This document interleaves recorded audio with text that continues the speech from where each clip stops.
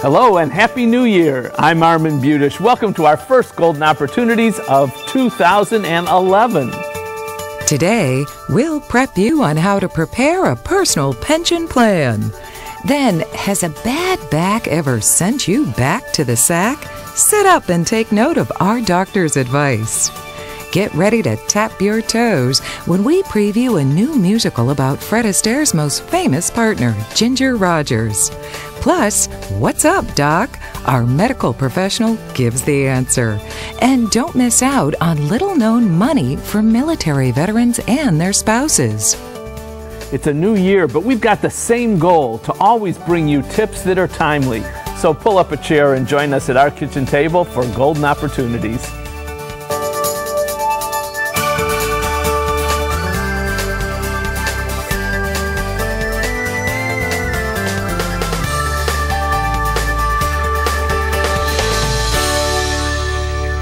Are you one of the increasingly rare but lucky employees who has a pension plan?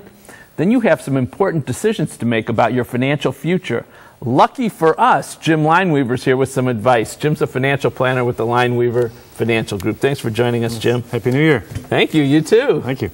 What kinds of pension plan decisions are we talking about here? Well, these are big decisions because with a pension plan where you're either going to choose a survivorship option for your life only or you're going to include your spouse for some type of joint survivorship, once you make that election, it can never be changed, usually for the rest of your life. So describe these options that we have. Well, what happens is you can go to your pension board and they can do a calculation for you, and they're going to give you a monthly amount that you can receive from a pension based on just your life, and then they'll also give you some calculations for a survivorship option, meaning that let's say you were going to get $6,000 a month coming in and your spouse would get a 50% reduction, or she'd get $3,000 if you passed away. That means you're going to take about a 10% hit in your pension while you're still living.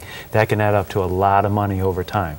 So you really want to get those calculations well in advance to explore all your options. And is there any other alternative?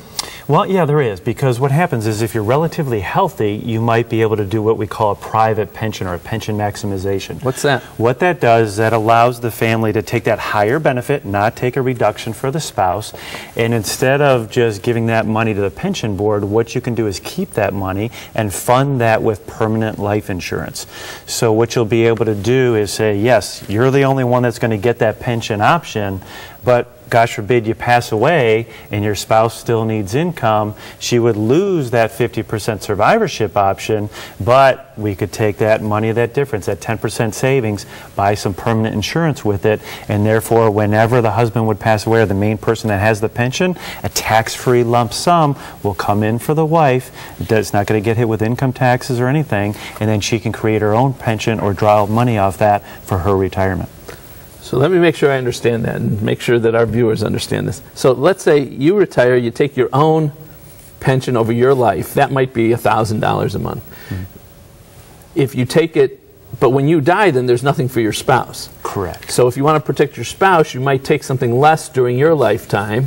Mm-hmm. It might be $750 or $500 a month.